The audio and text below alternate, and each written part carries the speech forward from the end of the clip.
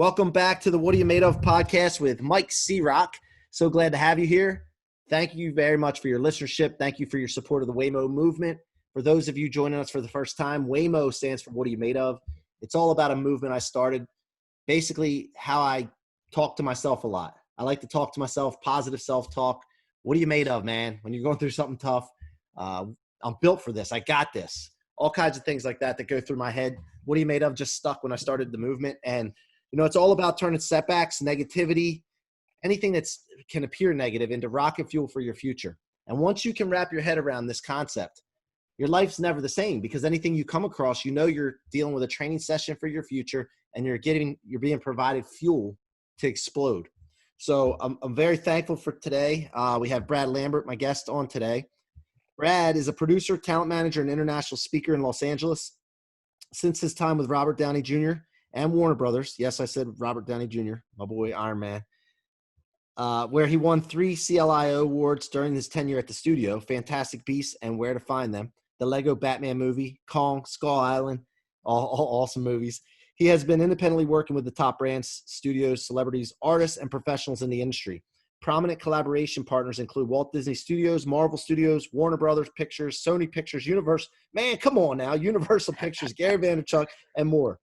Most recently worked on the campaigns for the 2 biggest movies of all time, collaborating with Walt Disney Studios and Marvel Studios on the releases of Avengers Endgame, and Sony Pictures and Marvel Studios for the release of Spider-Man Far From Home. Brad, welcome to the What Are You Made Of show, man. Thank you so much for having me.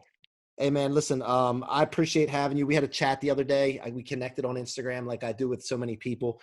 The technology we have today now to connect with people is so powerful.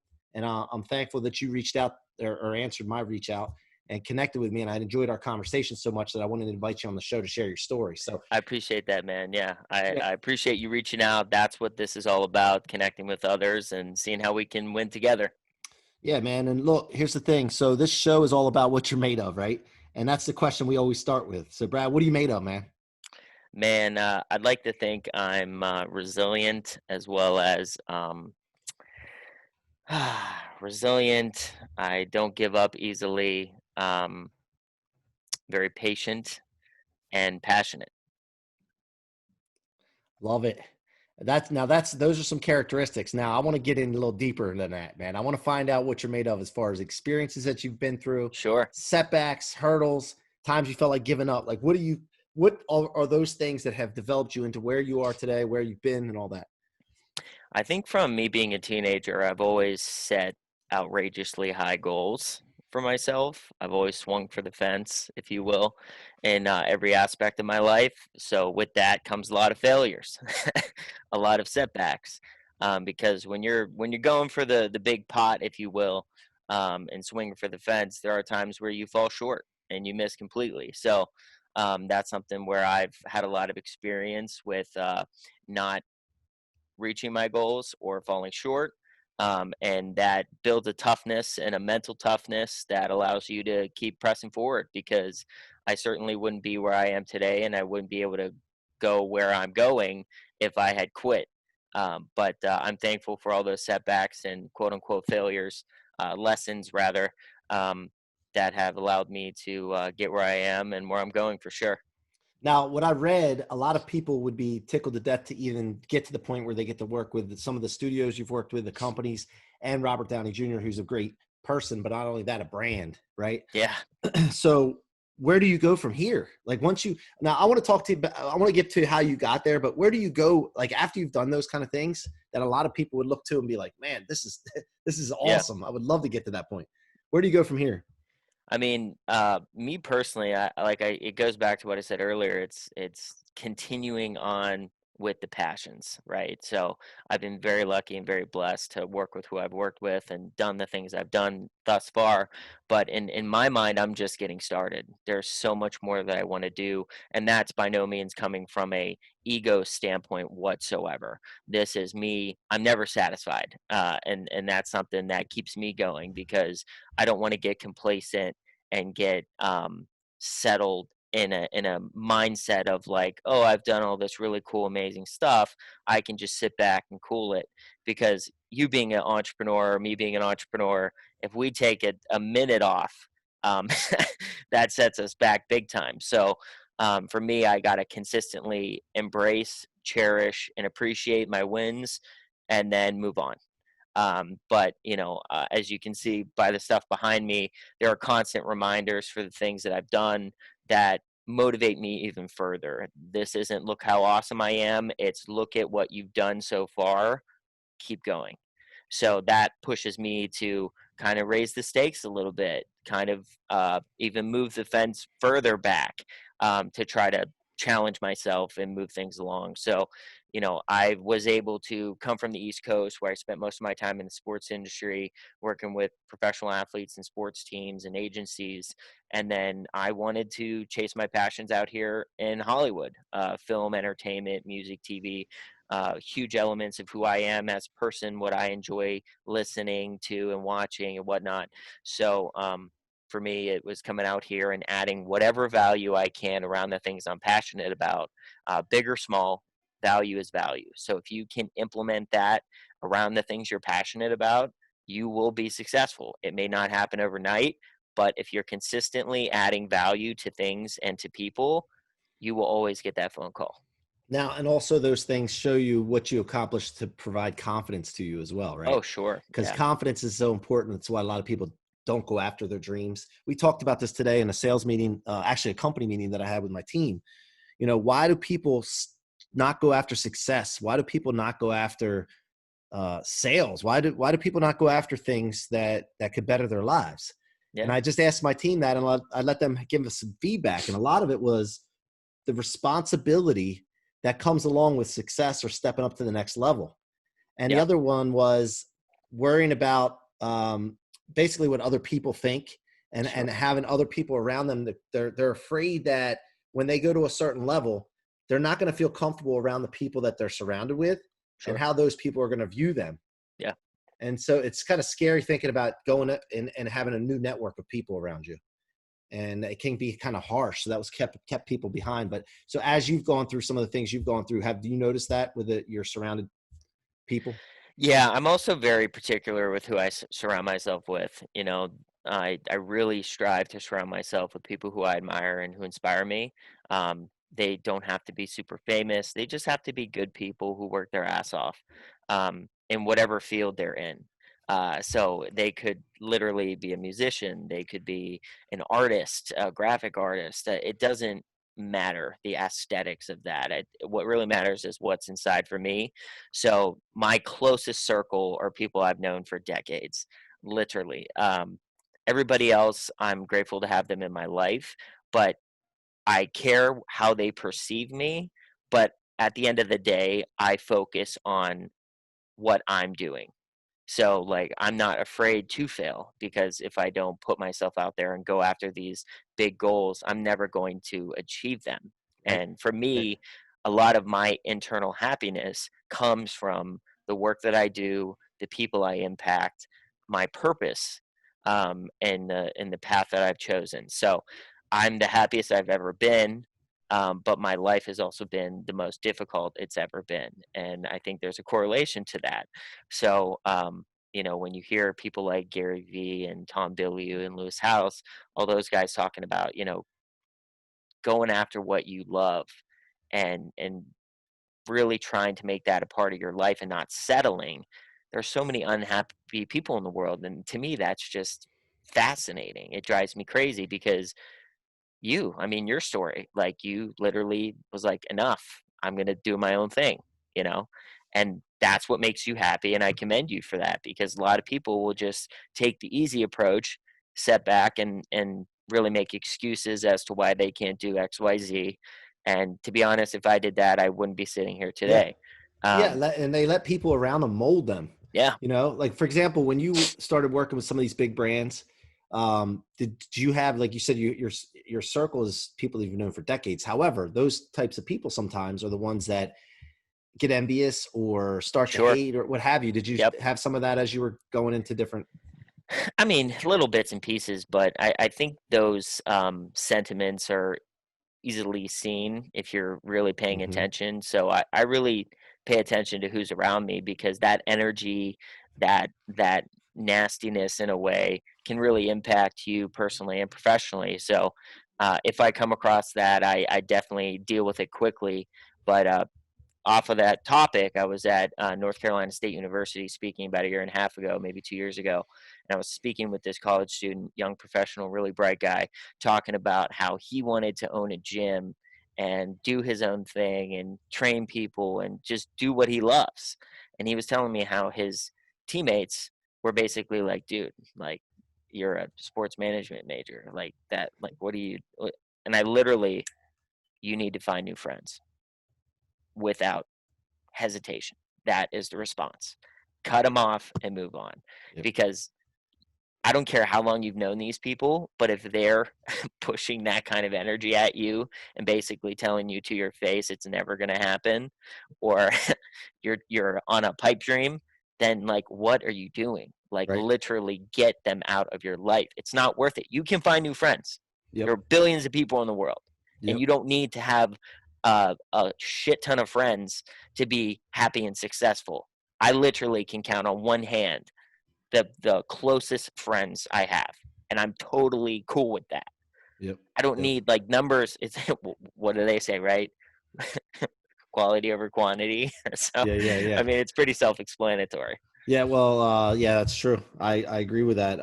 Except when it comes to prospecting, I like quantity, but yeah, I mean, just a different topic though. So give us an idea how you got to where you were. Like, how did you get into working with Robert Downey Jr. and Disney and all that? Like, give us the story. Man, like, it goes back to what I said earlier. It's all about adding value. It's about building genuine relationships with people. And that's the key word, genuine relationships with people.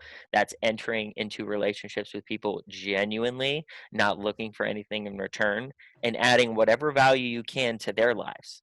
If you do that, good things tend to happen. Sometimes things don't happen.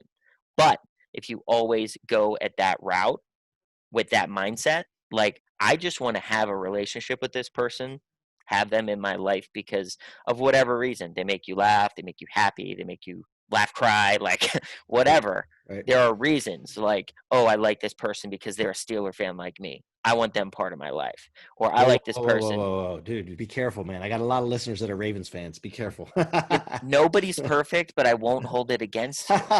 I'm not a Ravens fan, but I just Oh, I'm an Eagles I'm speaking fan. to the Ravens fans specifically. I'm an Eagles fan, so you're good. I can deal with the Steelers. So, but no, that's true, man. I mean, finding something you relate with, and so specifically though, how did you give us a story? Like, go take us back. Yeah, so I mean, in high school, growing up, I've always wanted. I love sports and I love entertainment, so I went at sports first. So I wanted to be around my guys, my Steelers. So I did whatever I could to connect with these players, add whatever value I could around their lives. Now, mind you, I was like 16, 17 years old, but at this time, social media was ramping up, and a lot of these guys didn't understand how to utilize that for their brand. So that was my door that I could open to walk through and add that value. So that's what I did. I did a lot of content. I did a lot of graphic design, but I just wanted to literally be around these guys, the guys I cheered on every Sunday, and build genuine relationships with them to this day. Like Willie Parker, 2-time Super Bowl champion, longest run in Super Bowl history. I've known this guy for over 15 years. I was his biggest fan growing up. There's a picture of me and Willie where I literally have to be 16 years old. And then fast forward to this day where I'm Uncle Brad to his kids. That's cool. It's man. just like going from the outside of the fence to inside of the fence on the field with these guys, literally and figuratively. It's just like the best feeling in the world. I can text these guys, call these guys. I care about them and their families, their kids, their well-beings. We play Call of Duty. Like, it's just about being a part of their lives and truly embracing them for who they are on and off the field. And it's not, oh, I'm friends with them until they don't play with the Steelers anymore. It's sort of like Willie's been retired for forever, like probably 7 years or so, and we're still like, he's family forever. Like, and that's what I always tell these guys. So starting off in the sports industry, that's what I did. And it was like, how did you get in touch with the Steelers or the players? Like, dude, what was the reaching method out. that you went? Well, at that Back time, then. at that time it was like phone books and emails and friends of friends, and just I'm from Pittsburgh originally, but for me it was just outreach, like, hey, hey, hey, and not annoying, but persistent. And it goes back to one of my traits I told you about earlier. It's like, this is what I want to happen, and I'm going to do whatever I could. And funny enough, I have an interview that I did with Willie Parker last year, and he talked about how, like, initially he thought I was the most annoying person in the world. He was like, who is this kid? What does he want? And to this day, he just like, I messed up. I should have embraced you earlier. And it's funny because, like, I never wanted anything other than to be around him and part of his life. I was the one just offering whatever value support I could, because that was just me. I'm a love giver, right? I Mhm. just want to show love, support, whatever. And man, some people don't mess with that, and that's okay. But Yeah. there are some people who will see that and bring you in. And if that's your approach and you're genuine in your approach, good things happen. So, like, as 16, 17-year old, I was in with the Pittsburgh Steelers, a lot of my favorite athletes.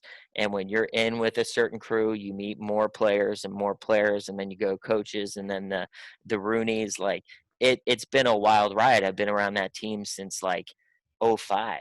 Yeah. So that's like my favorite organization You I'm know, working on. yeah, hold on. So I got to stop you. Sorry to cut you off. But last night I was put my daughter to bed and I put the TV on, and it was the Steelers Chargers Monday Night Football game from 2015. I And was there. Mike I Vick was came in the there. game and won the game at the end, the last second Yeah, touchdown. It Le'Veon was Bell. Yeah, Le'Veon Bell just reached over. yeah. It's so awesome when there's no sports on to watch replays of Monday Night Football. I love it. Dude, I've found myself on YouTube just literally looking up old games and highlights and just trying to take in what I can, because I live and breathe this shit. I miss the Yeah, Penguins, miss hockey, miss the yeah. Steelers. Like, so I can't wait. I've heard some good news on the NHL as well as the NFL. So I think over the next month or so, I think you're going to see a lot of these organizations and leagues come back. With no fans, you think? Yo, 100%, With 100%. fans? No, No, I no think fans. it'll be no fans. I think it should be no fans just for Yeah, safety purposes. yeah, It'll suck for the players, and I feel for those guys. But dude, global pandemic, you can't pack stadiums. You just can't do it. yeah, yeah. But I have heard they are considering like quarter to half full with spreading people out. That could be interesting. It could also be very weird. So Yeah, yeah. I say limit the the issues and just go no fans until we have a further grasp on what this is for Right, sure. right. All right. So then take us from there. Then how did you get to working with Robert Downey Jr.? Because that's what Same I'm thing, sure man. everybody listening. Same thing. You know, I'm a big believer on kindness and helping people out where you can. And I wouldn't be where I am today if people didn't do that for me. So I've come across so many great people, and I got in touch with the the right person at the right time, and was like, look, whatever I can do to add value to what you guys got going on, I'm down. And it he was kind enough to open some doors for me, and I did my thing as far as executing, and I'm just so grateful for how that happened, because it was one of the most surreal moments, like movie scripted, like just insane how it worked itself out. But it all stems from the initial surround yourself with people who you admire and who inspire you, approach with a genuine mindset, and just add whatever value you can, and good things happen. Sometimes they don't, but sometimes they do, and I'm here because of that. So when that happened with the Steelers, Robert Downey Jr., some of these big companies, did you ever go through and be like, "Holy shit, I'm living a dream, man"? Like, did you ever Oh, have like I do it daily. I do yeah, it daily. yeah, like I can't Daily. believe this is happening. It feels like a Yeah. dream, no sense No, of reality. daily affirmations, daily gratitude checks. Like, Yeah, yeah. I'm constantly texting people who have impacted my life, whether it be family, friends, acquaintances, whatever, and just like, I love you, thank you, That's awesome. just like, thanks for everything, because nobody, listen to me, nobody gets anywhere by themselves. That's an urban legend. Nobody's like, I'm self-made, blah blah blah. No, you're not. Yep, No, you're yep, not. yep. Your parents impacted you, your friends impacted you, somebody opened doors for you. You did not do it by yourself. And that's not a knock on you. That's not saying you're not cool or intelligent enough or talented Hmm. enough. Everybody needs help, and Yep, that's okay. love it. Agree 100%. I mean, what are you made of? It's all the people that are in your life prior. That's it. That's it. And they say your network creates your net worth. It's true. Yeah. I'm not a big user of the word networking anymore. I used to when I was a kid. I thought that was like the coolest thing in the world. But I think as the business has evolved, networking has become almost like a derogatory, like ulterior motives kind of term. Like, oh, I've networked with this person. Like, I don't like that. Well, I yeah, always say my because relationships. because here's the thing: people have turned networking into a dirty sport because you don't trust people. When you go That's what, networking yeah, somewhere, they're trying to sell you something rather than build a 100%, relationship. 100%. And that's an issue. I mean, I think building relationships is definitely the key. When you first go to a networking event or anywhere that there's going to be people, Yeah. having an ulterior motive other than just meeting people and learning about them, letting them know what you do, because you got to get out How of can I help? obscurity, but not trying to sell something before you even know that there's a problem. Yeah, And I've it had, gets sticky. especially out in LA, I've had some just jaw-dropping experiences where people will come up and be like, "Hey, you want to network?" And I'm like, first off, nobody says that. What the So heck? don't ever say that again. Two, Wait a let's minute, wait a minute. This is in person. They come up to you and say, "Hey, you want to in network?" person. Do you want to network? And then I literally like sat them down, was like, don't say that again. Here's how you would say this. And then I told them. But it's it's become, like you said, a dirty game, and a lot of people just don't approach it the right way. Like out here, I can see through you 3 miles away. Like I don't even waste my time Yep, because yep, it's not genuine. I don't want to be around someone who doesn't genuinely want to be around me or yep, be connected to me. It's yep. just not, it's not worth my time. And in this business, I love this business. I love what I do, but there are so many phonies out here. And it's just something where, like, I'm from Pittsburgh, a blue collar town, okay? Like you walk down the street and people are like, "Hey, hello, how are you? Let me open this door for you." And Yeah. then you come out here and it's just night and day, man. Now I've never been to LA before, but I planned on right before COVID happened. I had a trip planned, and that pushed it off. So thank God I got found out ahead of time. But what's it like? What is it like out there? It's just like any other city, I guess. And people are just don't. I mean, it's It's the wild wild west out here, especially in the entertainment business. I mean, I learned the hard way that coming out here as a blue collar guy, um, hoping and wishing to see the best in people, which is how I was raised, isn't always the case, and you really need to kind of protect yourself, because people at the end of the day, in some scenarios, only care about themselves and their aesthetic and their egos and whatever illusion they have in their heads of how right. important they are. And it's sad at times, it really is. And that's why I'm trying to be a voice in the industry of positivity and winning together, because the people who are stuck in the old ways of like, I need to look cool, I don't care if I tear you down, they're not going to get where they want to go. It's Right, just not right, going to happen. right. So, and reputation is everything. I cannot stress that enough. A lot of people are so cavalier about how people perceive them. Like, I don't give a shit what they think. And that is the absolute wrong way to go about it, because I'm telling you right now, if you go that route, you will not go anywhere. I spend so much time, even speaking to you right now. How are people perceiving me? Like, think about that. I'm speaking to you, having a conversation, but simultaneously, I'm also thinking about how you and your viewers are potentially perceiving me. Yeah, Like, who does that? But right, that's so right. important, because walking away from this interview, I hope that you and your followers aren't like, wow, Brad's a dickhead. Like, think about it. I'll tell you right now, and I'm honest. I like telling people like it is. You're not for me, No, so I don't know no, how but to. I appreciate that. No, no, But but that's also yeah. like, people don't think that way because they don't care. But But doesn't it go to here's the thing. I always look at this. There's tons of people who think I'm a dickhead, but I don't care because I know when my mind, I know where my heart is. And I yeah, know what I'm trying to do is good. I'm trying to help people. I'm trying to yeah, lift people up, and I yeah, have a movement that's for other people to better 100%. other people. So if I'm convicted in that, knowing, not believing, knowing, because I believe in knowing is more than Sure. I know knowing is better than believing. Does it really matter? And do you really care what people think when it comes to that if So you're here's convicted? here's the difference, right? I am not going to load the gun for someone else to shoot me with it.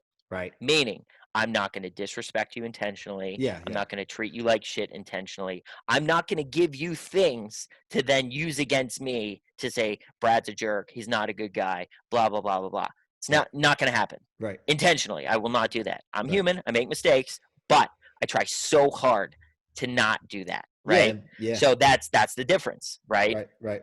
You may not like me because I'm wearing this shirt. That's on you, and that's your problem. But I'm not going to give you a reason Right. to not like me or to give you a reason to talk shit about me. Right. You're going to do that on your own, whether I do anything or not. Yeah. And literally, you will meet people who just don't like you because your name's Mike. You know, Right. like Oh, it's just the way exactly, it dude. is. Yeah, and that's what happens. So that's what I'm thinking. It all starts with your conviction, Yeah. what your mission is. And I always go back to what my stepdad taught me before he passed away. It was very simple. He's a black and white kind of guy. Do good things happen. Do bad things happen. And if you Karma's live real. by that and people don't like it, then it's okay. You just deal with it. I mean, 100%. I don't even worry about it. But again, like 100%. if I sat here truthfully and thought about, like, in the back of my mind, I wonder how people are taking this. I wonder, dude, I would never get anything done. And I just don't, you know, I've learned not to worry about that. But I see your point though. You definitely don't want to give people ammunition for Yeah, for just that. don't be cavalier with stuff. Yeah. Don't take it to heart. Gary talks about it all this time. Don't take it one way or the other, good or bad. You're awesome. Thank you. Move on. Yeah. You're terrible. Thank you. Move on. Like, but you have to make sure that you don't give them that ammunition Right. for them to talk shit about you, or Right. because especially in an industry like this, your reputation's everything.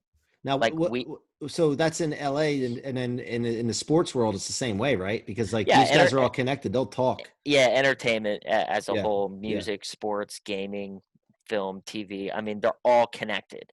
And that's why, like, I respect what you're doing because you are doing a movement. You are trying to inject positivity and that kind of mindset game into the space because, like I said, a lot of people are unhappy right now.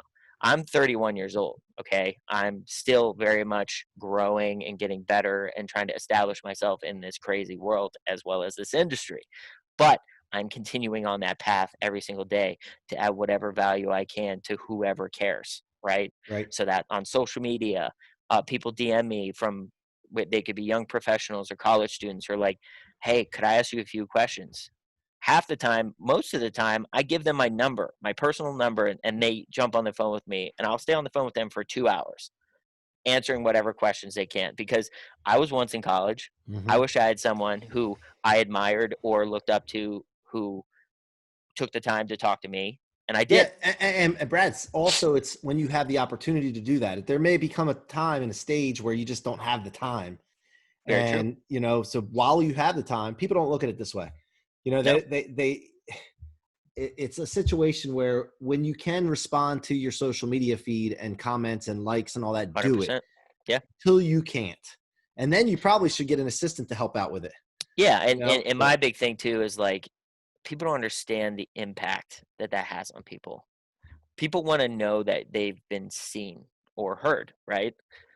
So if you take the time to respond to them and not just like a smiley face, but like an actual thought or a comment, people are like, wow, like yeah, that makes their whole day. yeah, Think yeah, about that. Like yep, that's crazy, but you being selfish because you don't have the time or you're too busy, ignorant or arrogant, whatever, to not just show love to somebody. I mean, you're really missing an opportunity to give them some happiness. So yeah. that's my I, big mantra, man. I was on a live last night, Instagram live. I've been trying to do a lot more of these, and I'm getting a lot of these little guys because I do Waymo Teens. Waymo Nice. Teens. My son came up with this idea during quarantine. A lot of kids were home for school, and what could we do to help out teens and get them off their parents for a little bit or something? So we did a 1 hour call once a week, teaching them about goal setting, life, Nice. money, finances, what have you. And I got a lot of following all of a sudden from that. And these kids are popping on the Instagram live, and I, it's so crazy how they're like, please bring me in, give me a shout out. And it's like, It's yeah, dude, awesome. I'm loving it more than they are, So I pop one on, and this kid introduced, or he's 11 years old, asked me to come on an interview. And he's like, dude, and this is last night, he's like, dude, I will create flyers. Can you send me a picture? I'll create flyers and everything.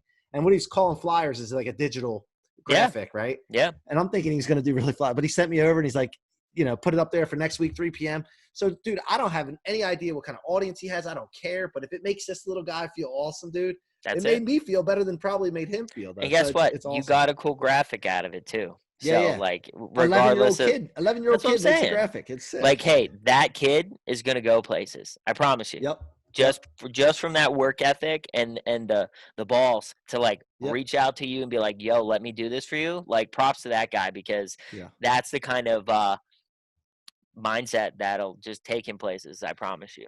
Yeah. Now, so this last thing, I have two more things. One, what's something that Robert Downey Jr. taught you in working with him or being around him? What's one of the Sure. biggest lessons you got from him? Or maybe Yeah. it was indirect. And then also number two is, what is this? Like, give us a story, one of your best memories or stories in doing some of the stuff that you've been in already. Sure. First on Robert, I can't say enough about the guy. I mean, he's very much Tony Stark in his own way. He's more playing Robert than Tony, but one of the nicest guys. Him and his whole team, just full of good people, and that's reflective of the work that he does. The biggest thing about Robert that I love, besides the sarcasm and the wit, and he's just so intelligent and talented, is his work ethic. I think we all know how successful he is, but he doesn't take it a minute off. He's constantly on the go. He's constantly developing projects. Him and his whole team, everybody like just works their asses off. Like they are just nonstop go, go, go, go, go. And that's a credit to, who they are and what they do. So going back to being complacent, I mean, it's like this guy's was the biggest name in Hollywood, the biggest name in Hollywood, the biggest name of all time, the highest grossing of all time. Like his story is ridiculous. We all know it. Unbelievably motivating and inspiring. And for him to just still keep going after everything that he's done, credit to him, man. That's why he's the best. That's awesome. How about a story? Yeah, man. I've had some really awesome stories. My big one, jeez.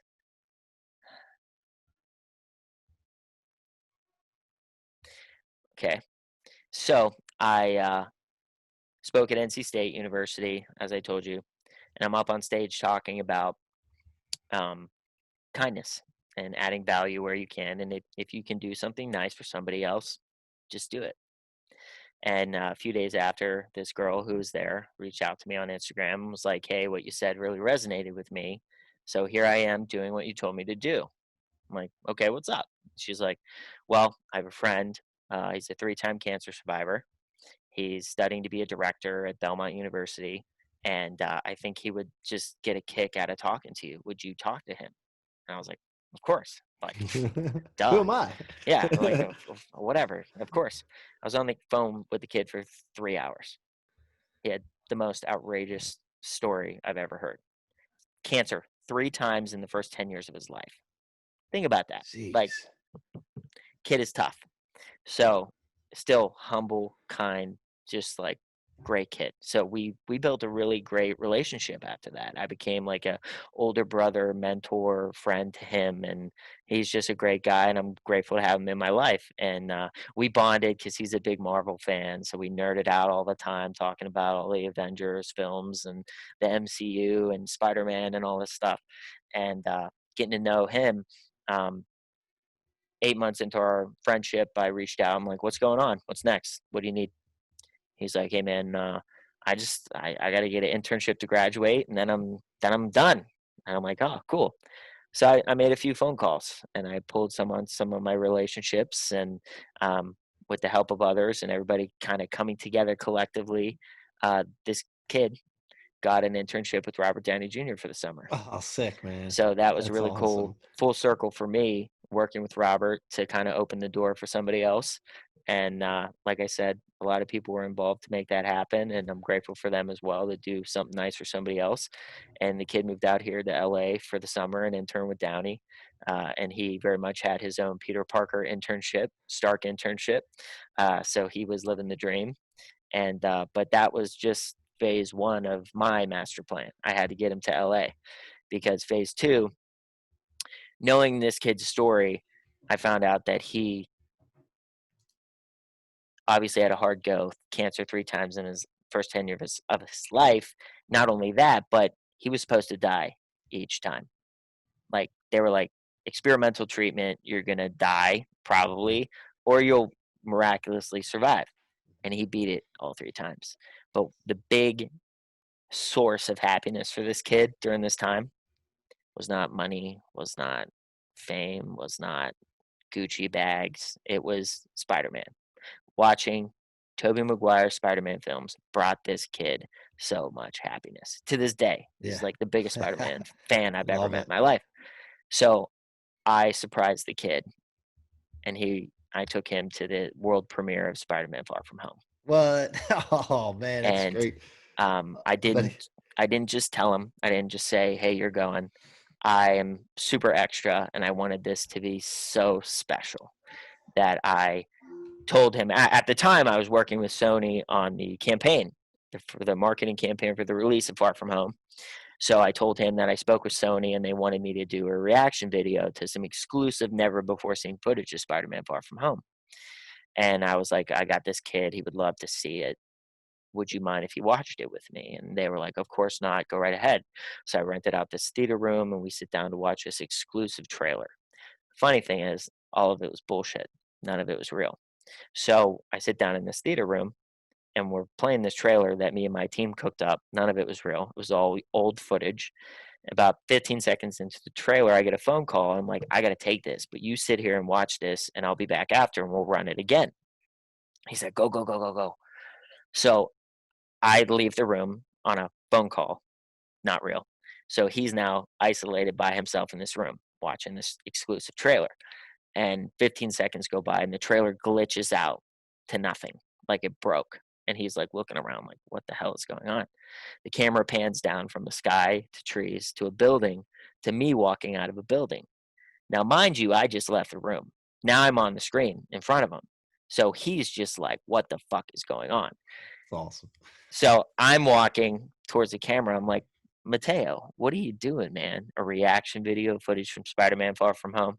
I was like, "Look, the trailers look amazing and I cannot wait to see this movie, but we don't have time for this right now. I need you to go back to your apartment, put on that suit I told you to bring to LA because we're going to the premiere right now." And this kid lost his shit. Wow. Screaming, crying, hysterical. Now, mind you, it was a reaction video, so I got the whole Right. thing on camera. Right. And Right. I've not released it to this day. And it is beautiful. What? It So, are is you planning on releasing it? it has evolved into a whole nother animal. Let's Okay. put it that Okay. way. But So, that was one of the most gratifying, just damn. How long ago did beautiful that happen? moments. It was last summer. Last summer? Yeah. So where were you in that theater? Like, what town were you in? Huh? What town were you guys in? What city when you were at the theater?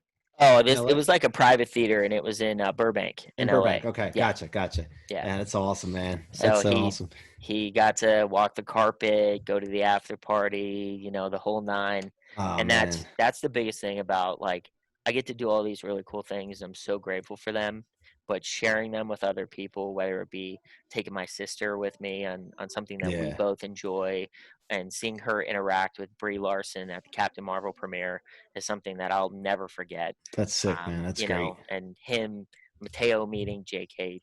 Simmons and all these people from the cast, and it didn't cost me anything, Right. just time, Mm-hmm. time and effort. And Mm-hmm. that is the biggest message I want anyone to take away from this is you have the ability, big or small, to make an impact on somebody else's life. You just got to put the time and effort in. I'm Mm-hmm. not asking you to spend $1 million or spend any money whatsoever. Just put the time and effort in, because a little bit of happiness goes a long way. Dude, that's so awesome. Man, I'm glad I asked you that question, brother. So what's next for Brad, man? What's next for you and how can my audience connect with you? Well, you can follow me on Instagram. That's my main platform, at Brad R. Lambert. I would love to connect with you guys. Feel free to reach out, whatever questions you may have. I'm happy to help if I can. And then on the work front, man, I'm just growing. I'm producing a couple films right now, producing a TV show. Uh, that's my passion project right now. I'm very excited about that. hoping, God willing, to have some movement and updates to share in the next couple months. Awesome. But that is, like you said, man, it's all about impact. It's all about helping others and trying to make this crazy world a better place. Yep. Hey, Brad, listen, thank you so much for connecting with me, man. And if there's Appreciate anything you, I bro. can do for you, I don't know what it is, but I'm a Instagram Right back message at away, you. phone call away, whatever I got to do, man, to get in touch with you. So just let me know if I can help. And I appreciate you coming on the What Are You Made Of podcast. Thanks for having me, brother. You take care of yourself. Thanks, man. You guys have been listening to the What Are You Made Of podcast with your boy, Mike C-Roc. Appreciate you listening. Go subscribe on iTunes, Spotify, or your favorite podcast platform. Also, you can watch these on YouTube because I'm uploading the videos. Go check it out at Mike C-Roc, Ciorrocco. Tell your friends, family, coworkers, anyone, please share the movement and we'll get it going. Until next time, I'm your boy C-Roc. Be great.